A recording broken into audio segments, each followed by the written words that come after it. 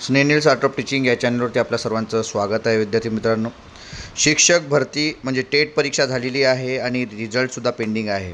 यातच विद्यार्थी शिक्षक भरतीकरिता वाट बघत आहे, कारण आतापर्यंत 2 शिक्षक भरती झालेल्या आहेत आणि त्यामध्ये हा मुलाखतीचा टप्पा सुरू आहे. विद्यार्थी जॉईन होत आहेत. तरीसुद्धा एवढ्या 2ही भरत्या होऊन किती जागा शिल्लक आहेत याबद्दलची बातमी या ठिकाणी पुढारी पेपरची बातमी आलेली आहे. सोलापूरची बातमी आहे. बघा विद्यार्थी मित्रांनो, काय अपडेट आहे ते बघणार आहोत आपण. पुढारी पेपरची बातमी आहे ही. भरतीनंतरही राज्यात शिक्षकांच्या 55,000 जागा रिक्त. शैक्षणिक गुणवत्तेवर होणार परिणाम. रिक्त जागा भरण्याची भावी शिक्षकांची मागणी. जे आपले विद्यार्थी आहेत, 2,11,000 विद्यार्थ्यांनी परीक्षा दिली आहे टेट. त्या सर्व विद्यार्थ्यांना असं वाटतं आहे की मी शिक्षक व्हायला पाहिजे. एवढ्या जागा जर रिक्त आहेत तर त्यातील जे काही हुशार विद्यार्थी आहेत, नक्कीच विद्यार्थी मित्रांनो आपण शिक्षक होणार आहात. परंतु ह्या रिक्त ज्या जागा आहेत त्या भरती करण्यासाठी किंवा 100% भरती होण्यासाठी आपल्याला प्रयत्न करावे लागणार. हीच बातमी या ठिकाणी आलेली आहे. सोलापूरची बातमी आहे. बघा, पुढारी वृत्तसेवा. शासनाकडून 20,000 शिक्षकांच्या जागा भरण्यात आल्या आहेत. तसेच 8,000 शिक्षकांची मुलाखतीमधून निवड होणार आहे. तरीही राज्यात शिक्षकांच्या जवळपास 55,000 जागा रिक्त राहणार. त्यामुळे शैक्षणिक गुणवत्तेवर परिणाम होणार. त्यामुळे सर्व रिक्त जागा भराव्यात अशी मागणी भावी शिक्षकातून होत आहे. शासनाने नियमित भरतीला चालना देऊन शिक्षकांची गुणवत्ता सुधारण्यावर भर देणे गरजेचे आहे.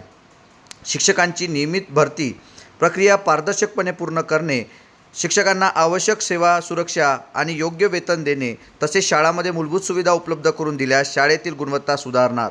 मात्र शासनाचे त्याकडे दुर्लक्ष होत असल्याचा आरोप भावी शिक्षकातून होत आहे.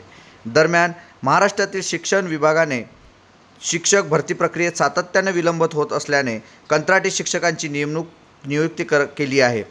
परंतु या निर्णयामुळे राज्यातील शिक्षण व्यवस्थेत गोंधळाची स्थिती निर्माण झाली आहे. नियमित भरतीला प्राधान्य न देता अल्प मानधनावर शिक्षकांची तात्पुरती नेमणूक गुणवत्तेवर परिणाम करणारी किंवा प्रतिकूल परिणाम करणार आहे. शिक्षक भरतीत हे स्टेटमेंट दिलेले आहे. प्रमोद गायकवाड, अध्यक्ष जिल्हा मुख्याध्यापक संघ, काय म्हणत आहे पुणेचे. शिक्षक भरतीत सातत्याने विलंब होत असल्याने कंत्राटी शिक्षकांची नियुक्ती करणार आहे. याचा शैक्षणिक व्यवस्थेवर गंभीर परिणाम होणार आहे. कंत्राटी शिक्षकांकडून गुणवत्ता आणि जबाबदारीची अपेक्षा पूर्ण होण्याची शक्यता कमी आहे. त्यामुळे शिक्षकांची कंत्राटी पदे भरती न करता रिक्त पदे शिक्षकांच्याद्वारेच भरावी, असं त्या ठिकाणी प्रमोद गायकवाड यांनी म्हटलेलं आहे. नंतर प्रशांत शिरगूर, राज्य उपाध्यक्ष पवित्र पोर्टल शिक्षक भरती संघटना, त्यांनी काय म्हटलं ते बघा.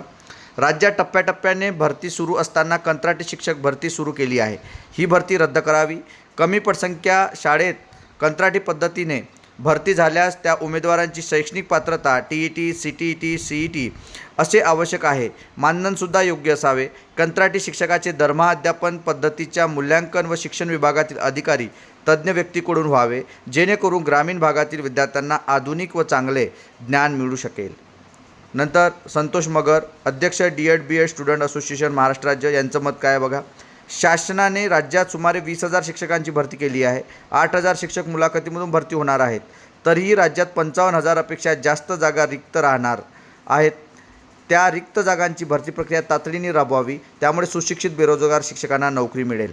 बघा विद्यार्थी मित्रांनो, या बाबी महत्त्वाच्या आहेत. कारण CTET, TET विद्यार्थी कंत्राटी भरतीमधून जर भरलं जाईल तर विद्यार्थ्याची गुणवत्तासुद्धा चांगली राहील.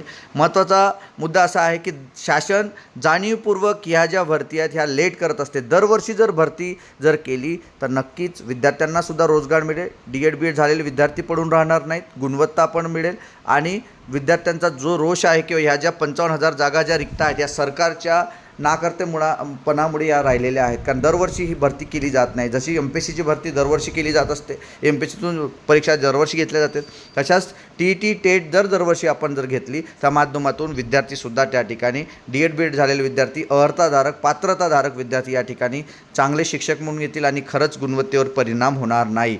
हे शासनाने खुद्द लक्षात घेणं गरजेचं आहे.